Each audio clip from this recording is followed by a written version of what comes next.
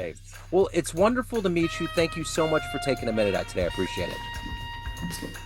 So, before we get into your work, I want to know this. We're in different parts of the world right now. And I don't know if I mentioned it, but I'm in Kansas City. I'm in the middle of America.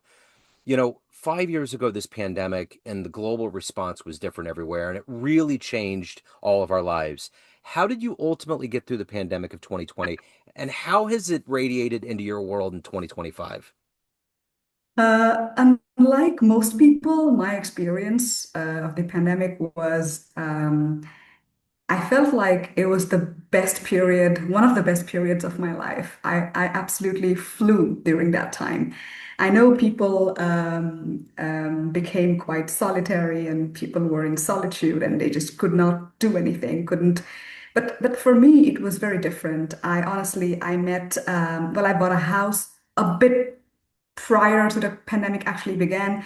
But I moved into the house at that point. I was also like 6 months old at that point in the Netherlands. I came from Norway at that point to the Netherlands to work in ASML in the semiconductor equipment industry.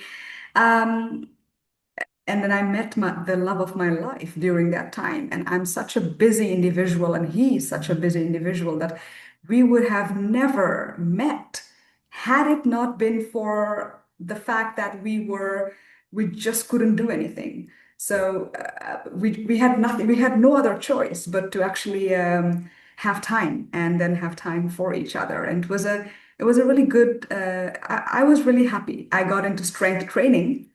I got into reading. I wrote a book at that point. I Yeah. mean, I was flying. I did a lot with that time. Yeah. That's interesting because I think sometimes there needs to be a hiccup in nature for us to be Indeed. like, it's too much. We're moving too fast. We Yeah. need to, I mean, even with like air quality and water Mhm. quality around the Yeah. globe, things just cleaned up. I think Yeah. sometimes we just need to slow down. But I hear so many stories like this where people fell in love, they found themselves, they got to the fork in the road, and things worked out so well during that time period. It did. It really did for me, at least. And with regards to the environmental issues, it's really true. And what I've seen is that Netherlands has actually one of the worst traffics in Europe. It's there's this highway called A2, and then it has the world's worst traffic jam ever. But then to commute at that point during Corona times to commute through that highway, it was quite a magical experience. You could hear the birds. You could actually just you actually feel good driving. Yeah. So things like that. I mean, again, every person reacts differently. But for me, luckily at that point, I think I was able to be more in tune with nature and with myself. Yeah, but everybody, I've heard about really terrible experiences from people, and I don't want to, I do not under any circumstances want to say that it should be like this for everyone. No, Sure. no. Yeah, no, I totally get that. Absolutely. So let's dig into your life as an engineer and everything that goes into who you are as a professional. I'm going to put you in front of a bunch of 12-year-olds. It's career day, and the kid in the back of the room that's curious is like, "Hey, what do you do for a living?" What's your answer? That's my favorite thing ever to actually talk to young minds. Yeah. Well, okay, let's say I'm really talking to young minds. I'm not talking to adults who are listening to podcasts. You know when somebody would tell you, "Oh, what's the purpose of reading this book? What's the purpose of knowing how to use a compass or how to use a protractor? What's the purpose of one plus one equals two? Where are you going to use all of this? Where are you going to use algebra, trigonometry? Where are you going to use calculus?" The answer to all of that is, I have the answer to all of that, and that is you use it in your daily life. You use it as an engineer, and everything else that you learn from life. I was able to use it as an engineering leader, as an engineering lead. So almost for around 10 years, I have been an engineering lead now. And well, my journey began a long time ago when I was around 21. That's when I started working in Indian Oil already when I was a student. I did quite well, I suppose. So I got opportunities to go to South Korea as an exchange student, and was paid by the company. And I got into Oxford Nanopore later on, went to Norway. Then Netherlands recruited me in ASML and semiconductor, and now I'm in automotive. But since Norway, I have mostly worked as an engineering lead, and I have been able to take the brilliant minds of PhD holders and, of course, master's degree holders, and I've been able to use their brilliance towards the final objective, towards the final goal, while also making sure that I encourage them and I make sure that they still have the vivaciousness, the willingness to continue working, and I don't completely tear them apart, because that's most of the time that's what you hear from engineering management. But yeah, it's been a beautiful ride. My professional journey has shaped me as a human being. If I had not had engineering by my side, to be very honest, I do not know if uh, uh, I would have been a good human being. I know it's probably like giving a lot of emphasis to your profession, but I'm not giving emphasis to my career. I'm giving emphasis to the discipline of engineering. Yeah. Numbers and calculations aside, this profession and this way of thinking requires a strategic thinking. It requires a long-term thinking. And you have to think so you have a project today, but you have to think what's going to happen after 20 years, and how are you going to make sure that the product still keeps running after 20 years? What if policies of different countries of your client country changes? How do you deal with that? You have to think in many years and in various different scenarios. So because of that, because from a very young age, I was in engineering, and it's a tough field, to be very honest. Yeah. I had no time to get into bad habits. I had no time to get into bad company. I had no time to get into some weird thing. Of course, I have had emotional setbacks. I have had problems in my life, but somehow engineering was my anchor. Yeah. But if I really talk to 12-year-olds, I would say engineering is where you get to play God for a while. Yeah. You get it's a bit egoistic, but you get to play God for a while, and you get to create something.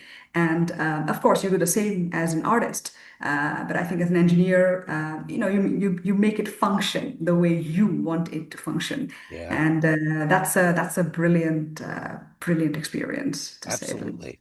What did you want to be when you were 12 years old? What was your dream job? My dad wanted me to be a doctor since I Okay. was a young kid, ever since I had consciousness. But at around 13, at 12, I think I was still thinking, okay, I'm going to be a doctor. And then at 13 or 14 around, I decided, I read an article somewhere in a magazine. It was targeted towards kids, towards my age. And they showed that article explained the various different types of engineering. And then somehow the word biomedical engineering really attracted me. It made me feel good that, oh yeah, I can make things that surgeons can use to work on patients. Unfortunately, I am not a biomedical engineer. I worked in medtech, yes, but unfortunately, life had different plans for me, and probably I just got greedy, and I took jobs that were just better paying at that point. Yeah. So who's been your hero? Who's been your inspiration that's allowed you to become who you are in your profession today?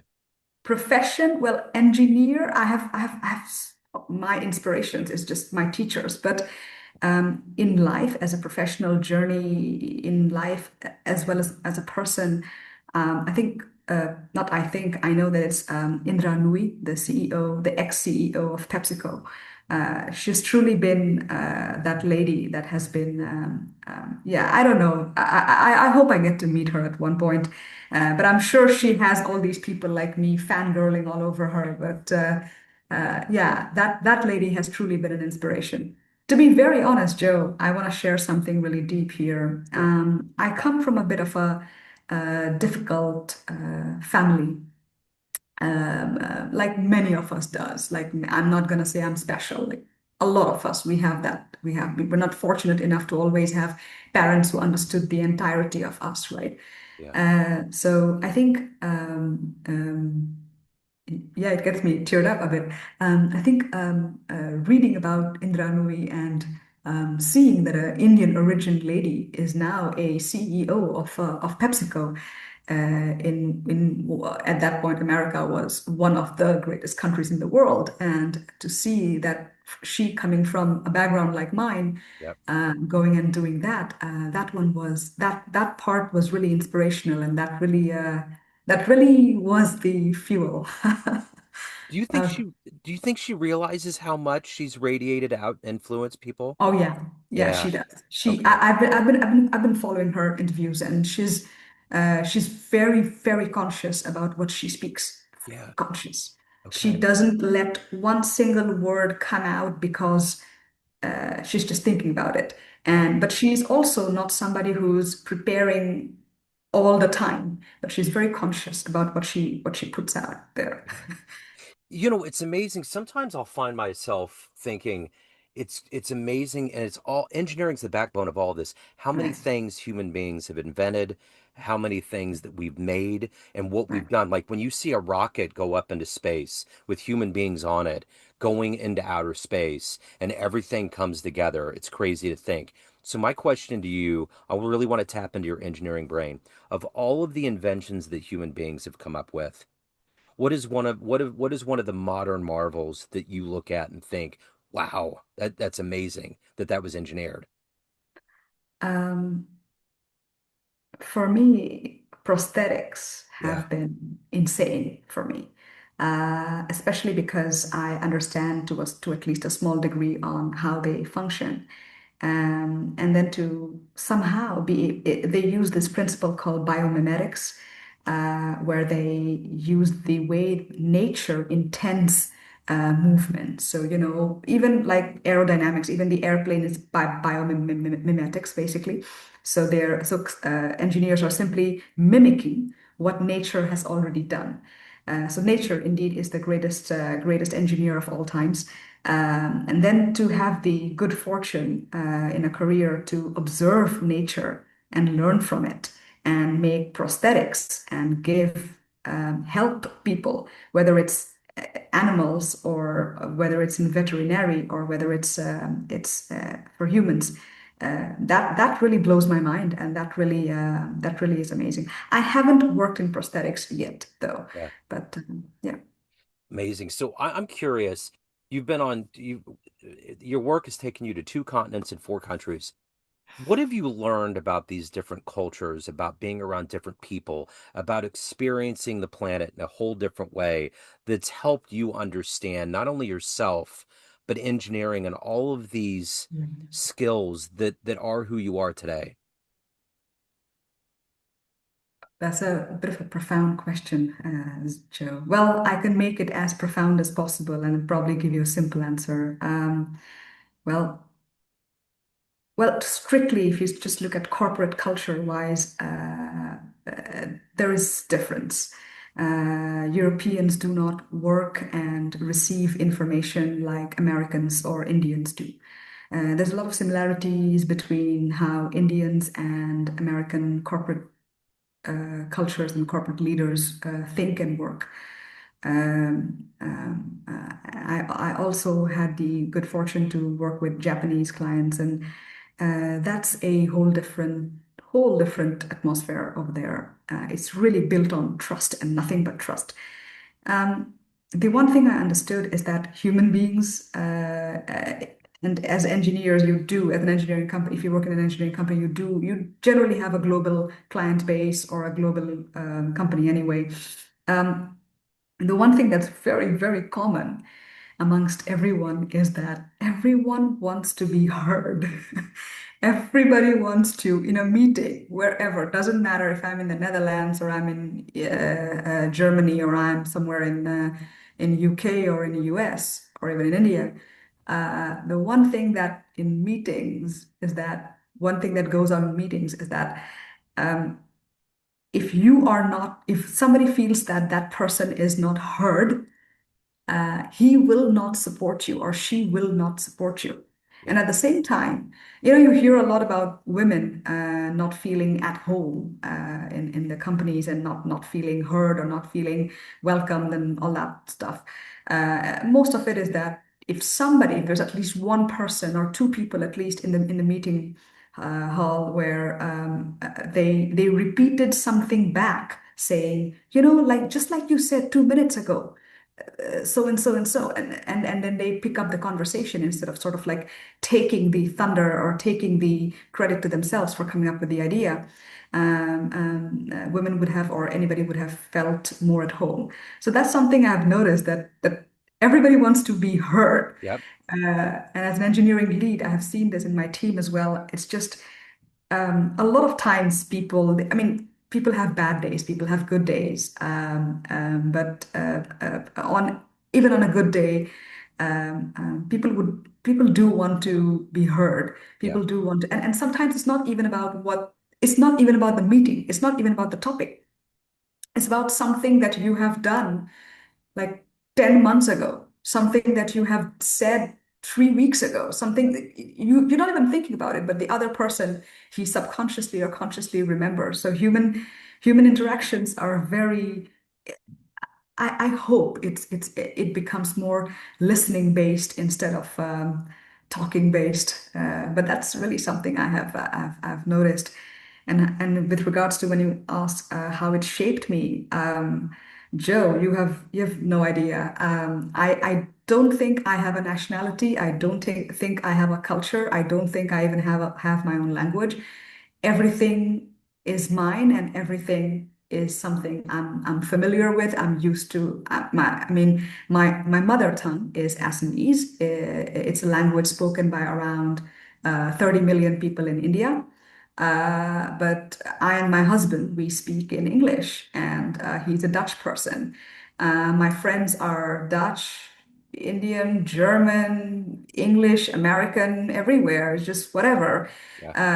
And I make French. I mean, I have friends who are much older than me, and I have friends who are probably the same age. But so it has made me very amicable, but it has made me very moldable. The experience of being in different countries has made me very adaptable and moldable with different things. But yeah, so that's another reason I think why I truly, truly love engineering. Yeah. So the one thing about all of our career arcs is that there's a level of risk that goes into it. What do you think is the biggest risk that you've taken in your life so far in your career? Well, I think that's a great question, Joe. So I have taken several different risks, but are you asking me in context of me and my career, or are you Yeah. asking me as a professional decision? As just in your career. Oh, in my career, okay. Yeah. Well, the first thing was when I went to Norway. So all I had was a employment contract. I was still in South Korea at that point, and I had to make a research application, and I did all of that, and I had no idea what I was doing. So I was like 22 at that point when I came to Norway. It was I was at a very, very young age. And I had no idea what I was doing, let alone lead a team of 5 engineers. It was quite a risky move for me because um, going from Asia, I mean Asia to US, somehow it's okay. But Asia to a country like Norway in Scandinavia in that cold, dreary winter, yeah, I mean, 9 months, it's all just snow over there. That was a big, big, big distance in terms of mentality and thinking and just alignment in values in general. I was a go-getter and rushy person who just want to snatch the world. And I mean, I was a typical American, I would say at that point, right? Like a typical one of those New York people that I think everybody hates. But yeah, I was very different at that point. And that risk was I didn't know what I was doing. And the risk was, I think, at that point, somehow being myself, keeping that fire alive, and yet learning to adapt. That was one of the biggest risks over there. Because it was quite easy to sort of lose yourself in a foreign country like that. That's so apart from the values you were raised with. Um, the next risk was actually when I had no idea what ASML did. Well, I had some idea, but I didn't know the the the enormity, the enormous nature of the semiconductor industry. And then I was asked to come over and be a mechanical architect there.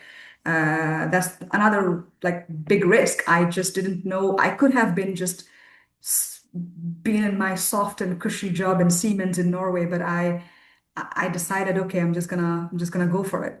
Um, but and I did all of that without any family, without any biological family being with me and everything. So I think that those two were my biggest risks. And most recently this year, I left ASML, a very nice, well-paying employment, and then I started my own consultancy, and I'm working for one of my clients is an American company now. So I think these are different risks, but Yeah. the biggest risk was, I think, coming to Norway. I would say that because that was the biggest cultural divide I had to cross. And I really was so young and tender and, in a way, very inexperienced and so, I guess, so easily gullible. So yeah, that was insane for me. So let's kind of stay in the same vein, and I'm going to take it in a different direction of everything that you've done and evolved to at this point in your life. What are you the proudest of? The fact that I have a nice marriage. Yeah. Um, because profession and all these things, I mean, you can read books and you get mentors, in companies like Siemens and ASML, you get mentors everywhere. You learn from them. You copy the people who are around you. You just find one person and you basically just sort of do whatever he or she is doing, not everything, but you learn from them. You get all these role models everywhere that are just running around for you to follow. But the marriage part is, I think, not many people can learn from others because it's so private and Yeah. so isolated from. Because we might see two people bickering and fighting, but in reality, they might be the happiest couple ever. You only see the outside, and you never actually, even with my own parents, you never actually get to see their inside of their marriage. So I think my biggest accomplishment has been somehow my marriage, a whole different direction, Yeah. Joe. But I love it. That's great. So let me ask you this. Everyone has a perception of you, family, friends, clients, everyone that you work with, everyone that knows you, but you run the show. What's your perception of you? Who do you think you are? wow, Joe, these are really, really good. Um, to be very, very raw and honest, I'm it's it takes a person a while to learn to see themselves with their own lens. And in the last few years, 2, 3 years, I have learned that more and more. Um, I think I see myself as a person who only wants to sit, create, do good work, keep your head down, continue doing your work, continue. bringing something out into the world every day. Of course, I'm doing my engineering work, but that's just a small part. I'm also painting, I'm also writing, I'm also doing poetry. So, as a person, I think my perception of myself is someone who's just simply happy creating and bringing something to the world. And it's just my luck that I was able to learn engineering. I mean, I guess like 50 years ago, I would not be allowed to even like sit in an engineering class because my parents would not allow it. So what would I have done then? I would probably have just written poetry. I would probably have just painted, written books. So yeah, my perception of me is someone who just loves solitude, loves to create, and loves to give the world something that I have made. I want to Yeah. give that. It's just interesting because the other day somebody was asking me that how is it that you have such a good network? I mean, you're in a foreign country, you have a great network, and everybody likes you. Like, yeah, that's truly because I do not necessarily want to get something from the other person. I'm just very happy giving something. So that I think that is my perception of me. Someone just creating something and giving out to the world. And as I age, to be very honest, as I age, that creativity has channeled and become more constructive, I would Yeah. say. Because there was a point in my life where I think I wasn't this calm and this constructive. I mean, everybody has a learning path. So, Yeah, for sure. That's fascinating. So, if anyone wants to delve into your creative world, engineering world, any of the good work you're doing, where do they go? How do they do that? find me in LinkedIn. Go to my website. It's www.thinkbuildscale.eu. I repeat, www.thinkbuildscale.eu. And you can look into you can I mean, and that's actually for my consultancy. Yeah, But if you really want to know me as a person, I think let's just talk business, and then gradually we know each other. I love it. I will put all these links in the show notes. What a wonderful, delightful thank you so much. What a great story. I love it. Thank you. I appreciate it. Oh, thank you, Joe. Thanks very much. Looking to get new clients to your business through cold calling or email marketing? At Agency Y, they envision a world in which small and big companies have equal chances to win new customers in the market. Their purpose is to bring parity and reduce the gap between large and small firms with the help of their cold calling and cold email marketing services. Use the code JoeDimino10 at www.agencyyy.org/coldcallingjoe.php or www.agencyyy.org/emailmarketingjoe.php to get 10% off your first order. This is Joe Dimino of Neon Jazz and Famous Interviews, and I stand behind Agency Y to meet your business dreams.